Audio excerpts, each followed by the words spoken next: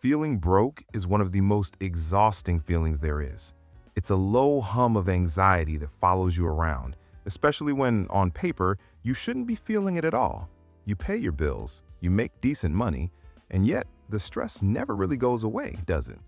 It's there when you swipe your card for groceries, when an unexpected bill arrives, when you think about the future. Here's an uncomfortable truth that might change everything for you.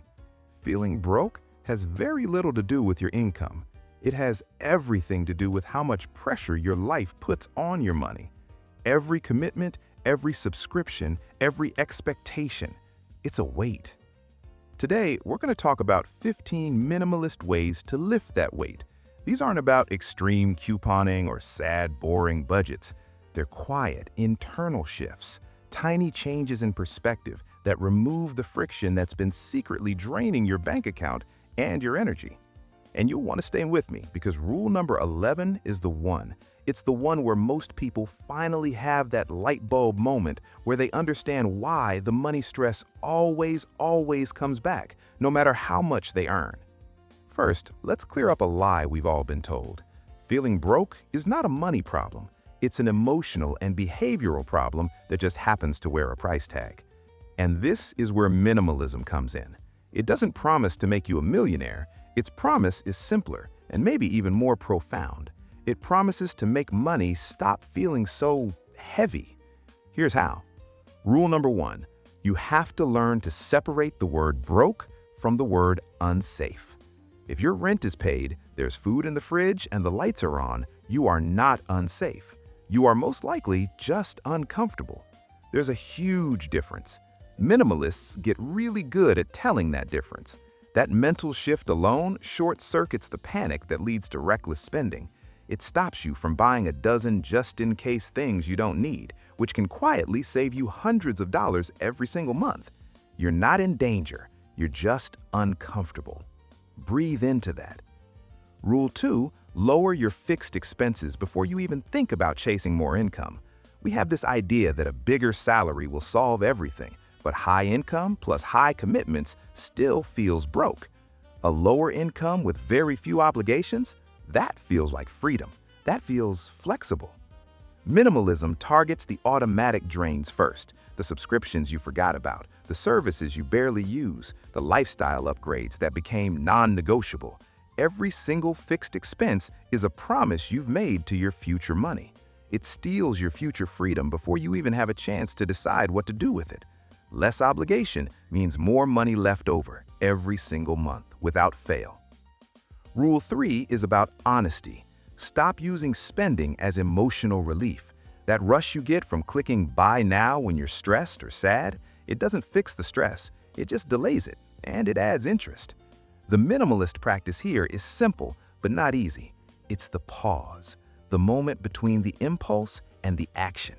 Instead of swiping, you just wait. 5 minutes, an hour, a day. That tiny little space you create is powerful enough to prevent thousands of dollars in impulse purchases every year. Rule 4, own fewer things that demand your money. We forget this, but everything you own asks something from you. Your car asks for gas and repairs. Your smartphone asks for a data plan and eventually an upgrade. Your fancy espresso machine needs special pods and descaling solution. When you own less, fewer things are constantly asking for your money. Less maintenance means fewer surprise expenses that throw your entire month off track. And rule 5, define your enough number. The reason most people constantly feel broke is because they're running a race with no finish line. There's always more to want, more to achieve, more to buy. A minimalist decides ahead of time what enough actually looks like. A specific number in a savings account, a certain level of comfort. Once you have a finish line, the race changes. Spending stops being this emotional, endless chase and becomes an intentional tool to get you where you've already decided you want to go. If hearing that feels a little uncomfortable, good. That's the feeling you get right before your habits actually start to change. Let's move on. Rule 6, make boredom cheap. Boredom is secretly one of the most expensive emotions we have. If your default solution to "I'm bored" is browsing Amazon, going to the mall, or getting drinks, your wallet will always be under stress.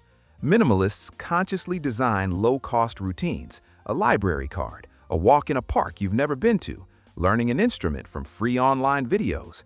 When your default ways to pass the time are cheap or free, boredom stops being a financial trigger. Rule 7. Stop upgrading things that still work perfectly fine. The upgrades always feel small in the moment. A new phone, a slightly better TV, a newer model of your car. But they add up so quietly, so insidiously. Minimalism gives you one simple question to ask yourself. Is this thing actually broken, or am I just bored with it? Being honest with that answer can free up hundreds, even thousands of dollars a year without your quality of life dropping one bit. Rule 8. Keep your money visible and simple. Too many accounts, too many credit cards, too many investing apps, too many auto spending systems, it creates a fog, and you can't manage what you can't see clearly. This complexity creates anxiety, and what does anxiety lead to? Fear. And fear is what drives so much of our reckless spending. Minimalists simplify. They consolidate accounts. They want clarity, because clarity reduces fear. This leads directly into Rule 10. Protect your mornings. A rushed, chaotic morning creates a reactive day. You're running late, you didn't have time for breakfast, you spill coffee on your shirt. A reactive day is filled with expensive choices. Buying a $5 coffee, grabbing an overpriced lunch, deciding you're too tired to cook. Calm mornings, on the other hand, lead to calm, intentional days, and calm decisions almost always cost less. Okay, take a breath. This next rule is the one I mentioned at the beginning. It's the one most people overlook, and it is the master key that explains why that feeling of money stress keeps coming back again and again. Rule number 11, treat your energy like it's money. Because it is. Exhausted people overspend, period. When you are mentally and physically drained, you have no willpower left to make good choices. You pay premiums for anything that offers a shortcut. You outsource everything, you make costly mistakes because your brain is just too tired to think clearly. A minimalist protects their sleep. They protect their downtime and their recovery, not as a luxury, but as a core financial strategy. A clear, well-rested mind will save you more money than any budgeting app ever could. Your energy is your most valuable financial asset. Protect it. Once you see that, the rest falls into place. Rule 12, decide what matters before the spending happens. That feeling of being broke often comes from randomness. Money just leaves your account without any real intention behind it. Minimalists choose their top 3 or 4 priorities first. Maybe it's travel, or saving for a house, or being debt-free. Then they let go of everything else without an ounce of guilt. That alignment stops the leaks before they even start. Rule 13, choose simplicity over optimization. We love the idea of the perfect, color-coded, multi-tabbed budget spreadsheet.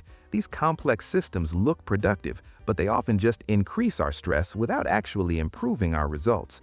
A simple system that you can actually stick with is infinitely better than a perfect one you abandon after a week. Simple systems last, and sustainable systems are what build wealth quietly over time. Rule 14, detach your identity from your spending. So much of our spending is an attempt to buy a feeling. We buy the expensive watch to feel successful, the trendy clothes to feel worthy, the luxury car to feel secure. But it never lasts, does it? The feeling fades and you have to buy it again. It's a loop. A minimalist works to separate their self-worth from what they own. That separation removes an incredible amount of pressure from every single purchase you make for the rest of your life. And finally, Rule 15, measure your wealth by the amount of calm you have, not by accumulation. This is the end game. If having more money doesn't make you calmer, it's not making you freer. It's just a different kind of trap. Minimalists redefine wealth. It's not about constant upgrades and more stuff. Wealth is control of your time. It's clarity of mind. It's having options. That is the moment money finally stops being your master and starts working for you. So, here's the final thought. Feeling broke isn't a problem you solve by earning more. It's a problem you solve by removing the friction, the drains, the pressures that make your money feel scarce in the first place. When you need less, stress just loosens its grip. And when that stress fades, money finally becomes a simple, manageable tool. Your future self doesn't need more hustle, they need fewer drains. So, as you go about your day, just ask yourself this one question. Of all the rules we just talked about, which one, if you truly committed to it, would change things the fastest for you? Just sit with that. The answer might be the key to everything.